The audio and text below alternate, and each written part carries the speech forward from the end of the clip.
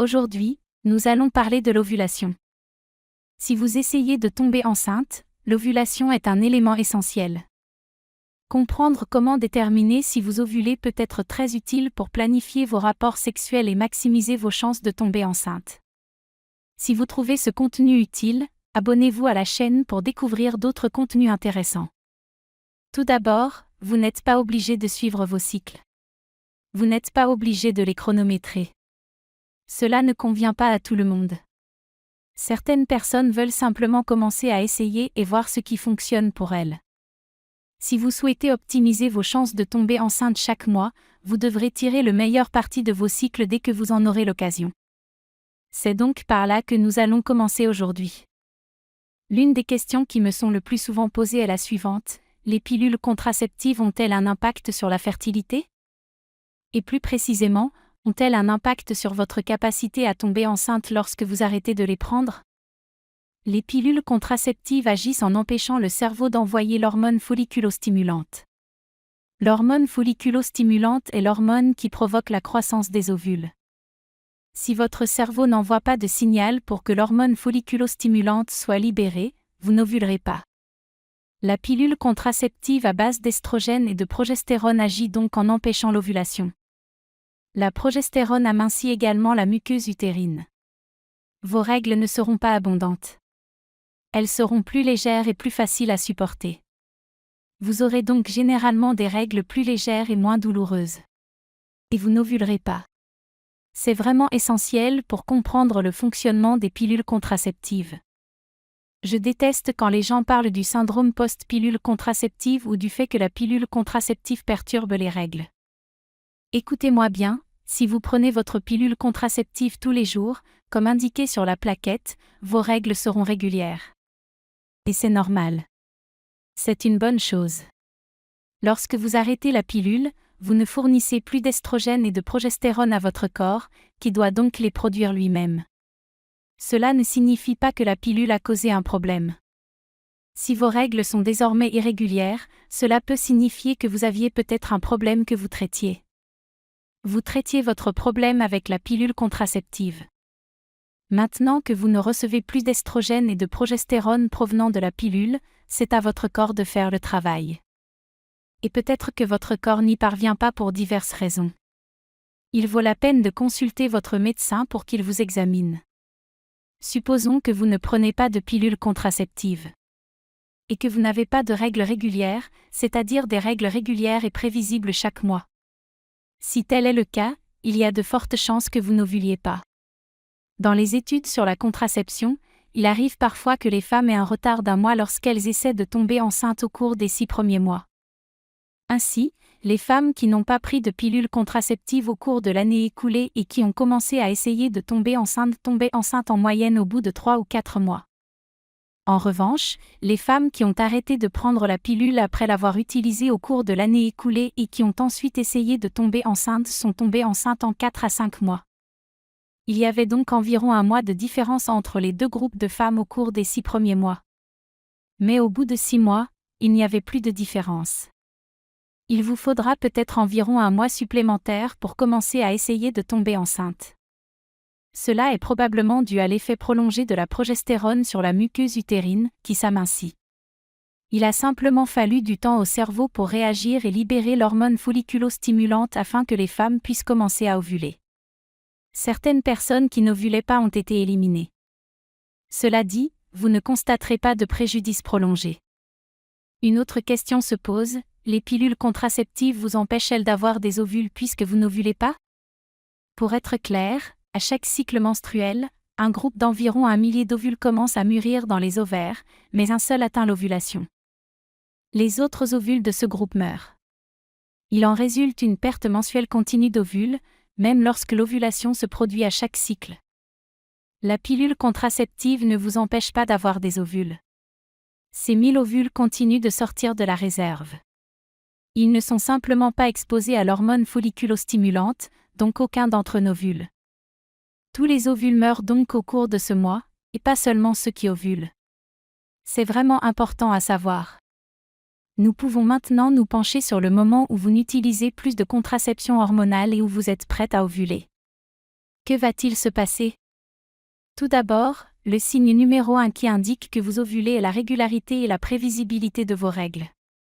Si vous avez des cycles de 28 jours, cela signifie que, dans un délai d'1 à 2 jours par rapport à la date prévue. Concrètement, je devrais pouvoir vous donner un calendrier et vous devriez pouvoir me dire à quel jour vous pensez ovuler. Et vous ne devriez pas vous tromper de plus de 2 jours. Si c'est le cas, ce n'est pas normal. Il y a de fortes chances que vous n'ovuliez pas régulièrement. Une ovulation anormale peut avoir diverses causes. Elle peut être due à un manque de réponse de l'ovaire. Il peut ne pas répondre soit parce que vous souffrez d'une insuffisance ovarienne, soit parce que vous souffrez du SOPC, c'est-à-dire du syndrome des ovaires polykystiques. Cela peut être dû à des signaux cérébraux perturbés. Cela peut provenir d'une maladie de l'hypophyse ou de la thyroïde, d'un niveau de stress élevé, d'une perte de poids extrême ou d'un exercice physique intense. Il existe donc diverses raisons pour lesquelles votre corps peut ne pas sécréter les hormones appropriées. Et elles sont toutes associées à différents schémas. Mais si vous ovulez, comment déterminer quels sont les jours où vous ovulez réellement? Ce que nous savons, c'est que l'ovule survit environ 24 heures après avoir été libéré. C'est vrai, vous disposez de 24 heures pour avoir des rapports sexuels si vous essayez de tomber enceinte pendant cette période d'ovulation. Ce n'est donc pas beaucoup de temps. Or, lorsque vous avez des rapports sexuels, les spermatozoïdes peuvent survivre jusqu'à 5 jours dans le vagin et le col de l'utérus, qui font partie de l'appareil reproducteur féminin. Bon, 5 jours, c'est le maximum. Nous pensons que la grande majorité des spermatozoïdes traversent immédiatement les trompes de Fallope. Certains peuvent ensuite rester en place pendant 1 jour ou 2 supplémentaires. Cela fait donc 48 heures au total. Mais si vous avez des rapports sexuels tous les 2 jours pendant votre période ovulatoire, vous êtes couverte. En effet, comme nous l'avons dit, les spermatozoïdes peuvent vivre environ 48 heures. Et si vous avez des spermatozoïdes à cet endroit, l'ovule sortira. L'ovule est comme un parfum pour les spermatozoïdes et les attire vers lui. Espérons donc qu'il puisse nager jusqu'à lui et le féconder. Vous vous dites peut-être que cela vous convient. Très bien, mes règles sont régulières. Nous allons avoir des rapports sexuels tous les 2 jours. Cela devrait être parfait. Question fréquente, vaut-il mieux avoir des rapports sexuels tous les jours ou tous les 2 jours? Je réponds toujours la même chose, avoir trop de rapports sexuels n'est pas mauvais, tant que vous êtes régulier. Cela signifie que si vous avez vraiment des rapports sexuels tous les jours, vous exposez constamment certains spermatozoïdes à cet ovule, et c'est très bien. Si vous n'avez pas de rapports sexuels tous les jours et que vous commencez à en avoir tous les jours, cela peut rendre difficile une grossesse. Il est donc important de bien choisir le moment de vos rapports sexuels. Si vous voulez connaître votre période de fertilité, vous pouvez utiliser la méthode du calendrier. Si vous prenez votre cycle moyen et que vous soustrayez 14 jours, vous obtenez le jour moyen de votre ovulation. Les gens veulent connaître leur période de fertilité. La période de fertilité correspond aux 5 jours précédant l'ovulation. Cela s'explique par la durée de vie des spermatozoïdes et la variabilité de votre cycle. Si votre cycle est de 28 jours, alors 28 moins 14 égale 14. 14 correspond donc à la durée moyenne du cycle lutéal. Vous constaterez que vous ovulez généralement vers le 14e jour. Le jour de l'ovulation est donc le dernier jour de votre période fertile. Votre période de fertilité correspond donc aux jours 10, 11, 12, 13 et 14. D'accord? Ce sont les jours clés pour avoir des rapports sexuels. Si vos règles surviennent tous les 28 jours, commencez à avoir des rapports sexuels tous les 2 jours vers le 10e jour. Et vous allez capturer votre période fertile, si vous faites cela pendant 1 semaine. Je vais toutefois préciser ceci à propos de la méthode du calendrier, qui est essentiellement celle que je viens de vous expliquer. La durée moyenne de votre cycle menstruel -14 vous indique votre période de fertilité. Si vous utilisez une application et que vous regardez cette vidéo sur YouTube, vous utilisez probablement une application pour saisir les données relatives à votre cycle. C'est génial. Mais sachez que cette application est une formule mathématique. Ce que je viens de vous dire, c'est ce que fait l'application. Avant l'arrivée des applications, nous faisions des graphiques sur du papier millimétré. Les gens apportaient leur calendrier et nous faisions tout cela. Mais ce n'est qu'une formule.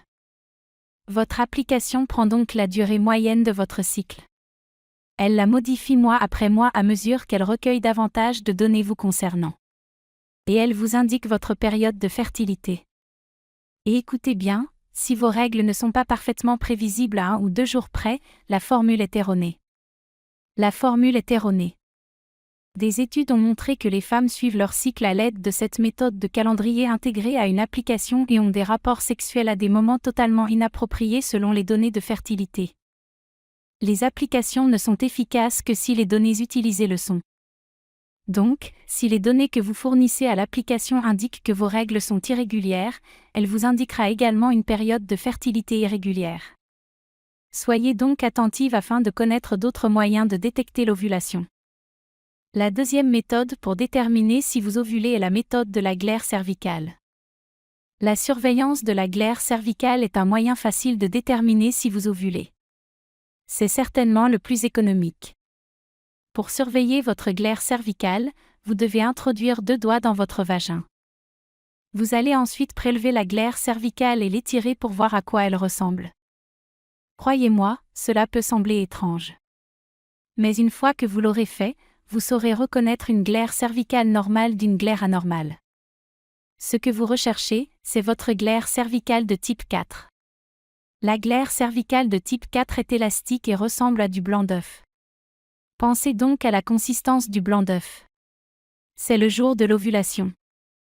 Si vous vérifiez tous les jours, le jour où vous obtenez ce blanc d'œuf élastique, c'est que votre taux d'estrogène est suffisamment élevé pour que vous ovuliez.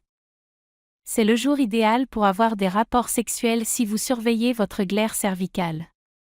La troisième méthode pour déterminer si vous ovulez consiste à tester l'hormone lutéinisante. Ces tests sont également connus sous le nom de kit de prédiction de l'ovulation. N'oubliez pas que l'hormone lutéinisante est le signal envoyé par le cerveau à l'organisme pour lui indiquer qu'il est temps d'ovuler. OPK est un terme couramment utilisé pour désigner les kits de prédiction de l'ovulation. Il s'agit d'un kit urinaire sur lequel vous urinez à l'aide d'un bâtonnet et qui vous indique une augmentation. Vous mesurez donc la LH. Il existe des options numériques. Il existe également des options qui ne sont pas simplement une ligne plate. Les deux sont valables. Si vous utilisez la version à ligne, la ligne du test doit être plus foncée que la ligne de contrôle. Si vous utilisez la version numérique, elle vous indiquera simplement si vous avez ovulé ou non. Je préfère la version numérique, car je pense que votre temps est précieux. Je ne veux pas que vous passiez votre temps à fixer les bandelettes en vous demandant « la ligne est-elle plus foncée ou plus claire ?» Mais c'est à vous de décider. La version numérique est certes plus chère. Mais elle présente certains inconvénients. Vous devez donc la vérifier tous les jours. Vous la vérifiez tous les jours car votre pic d'ovulation ne dure que 24 heures. De plus, la poussée hormonale se produit tôt le matin. Par conséquent, si vous êtes au travail tôt le matin, il se peut que vous ne puissiez pas vérifier votre première urine du matin.